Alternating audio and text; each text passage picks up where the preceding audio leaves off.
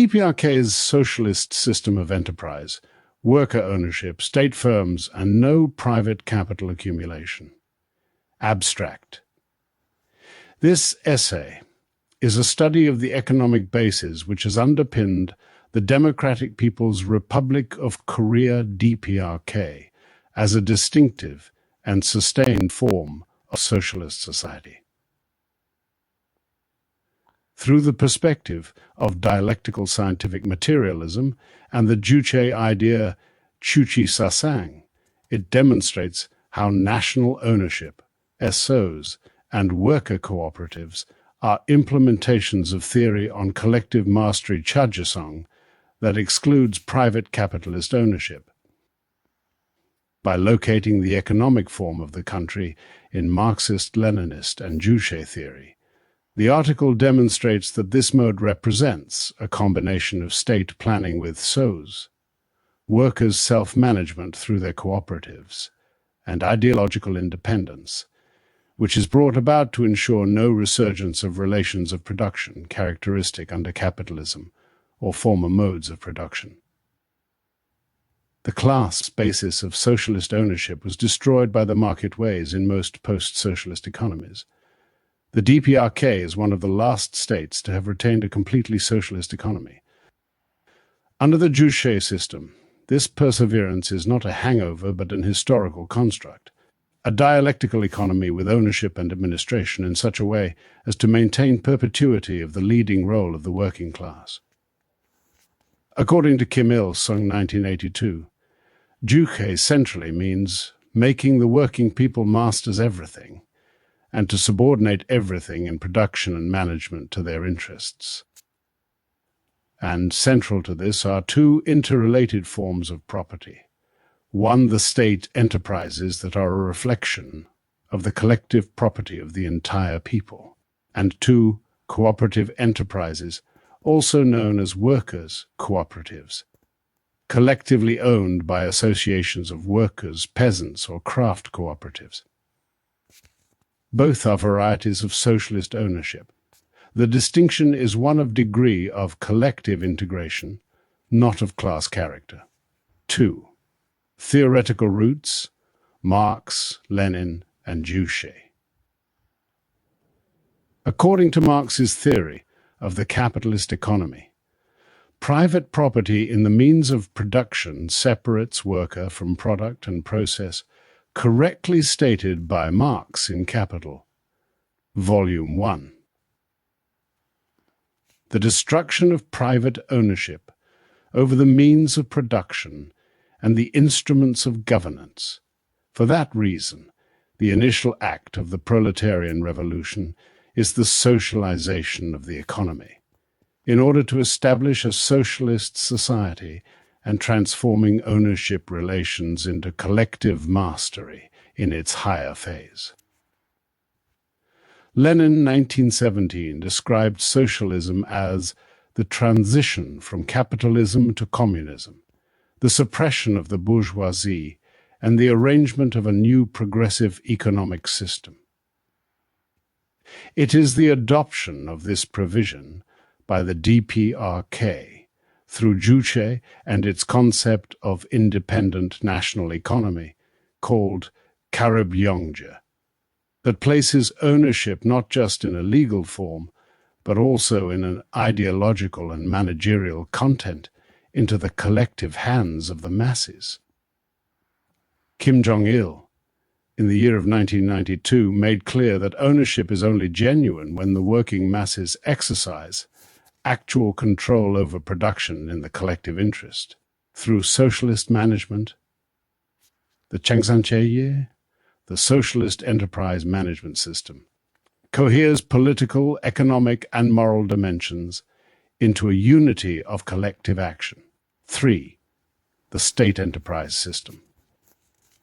Commanding heights of the DPRK, such as heavy industry, energy, transport, defense, and so on, ensured nationalized through state enterprises. They belong to all the people and are managed by the state through the WPK and the cabinet on popular behalf. Both kinds of enterprises, state and cooperative function according to principles of the planned economy, that is, Kihuk Kyongje. That is, resources are assigned and production targets fixed on the basis of national need rather than market demand. Yet under the socialist enterprise responsibility system called Sahojui Kisop Chagimje, individual enterprises are to be pushed to act efficiently and on their own initiative, but within the frames of the plan by mobilizing the creative enthusiasm of the working people. The manager, if there even is one to begin with, is the organizer, and the party branch in an enterprise provides ideological orientation and mass mobilization. Instead of being bureaucratic structures, those production communities, factories, workshops, mines, are handed over to the workers who work in them.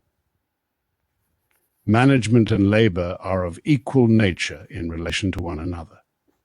Profit, as a feature of capitalist exploitation, is nowhere to be found. In its place, surplus constitutes social accumulation that must be shared with the public welfare, reinvested and defended. 4. Cooperative ownership, rural and small-scale sector. In addition to state property, the DPRK has a large cooperative, particularly in agriculture, fishing, and light industry. Nongop Hyop Tongjo are modeled cooperatives in which, in the agricultural sector, for instance, farmers own the land as common property together with machinery, animals, and so on. The cooperative system is subsumed within the national plan, and yet still remains autonomous in its own sphere of work teams, in determining output targets, and in allocating the fair division of collective income according to hours worked. The system developed from the land reform in 1946 and subsequent collectivization in 1954 to 58. Kim Il-sung, in 1964, pointed out cooperative property is a transitional form to the state property, but as a way of socialist relations, it is also an important method of the independence of the masses. Cooperatives are the active units of socialist self-administration to educate the consciousness of ownership and discipline among the people. 5. On the responsibility of the worker for management. According to the Constitution and the economic laws of the DPRK, the worker is at once a producer and owner. The Changsanchege formalizes their involvement in a multitude of ways, such as team assembly of the work groups when planning production together, socialist competition, Sahojui Kyongjang, to promote enterprising innovation and voluntary efficiency, tech innovation that promote worker control of technological development and means of production, and party-founded ideological education, connecting the material production with revolutionary consciousness.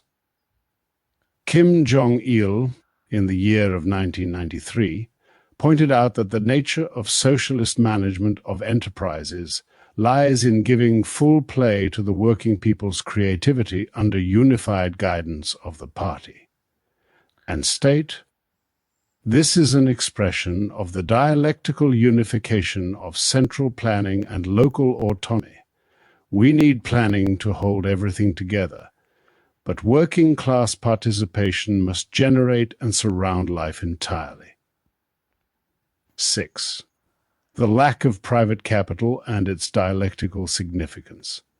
Unlike the socialist market economies that developed in other parts of the world, the DPRK opposes labor power as a commodity and will not entertain any reintroduction of private property in the means of production and command.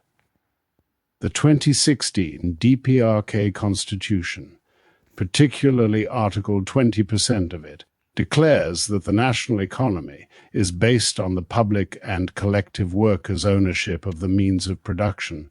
It includes all such economic associations wherein, in accordance with law, state in ones, as well as social cooperative organizations in others, participate, and it explicitly excludes private capitalist enterprise.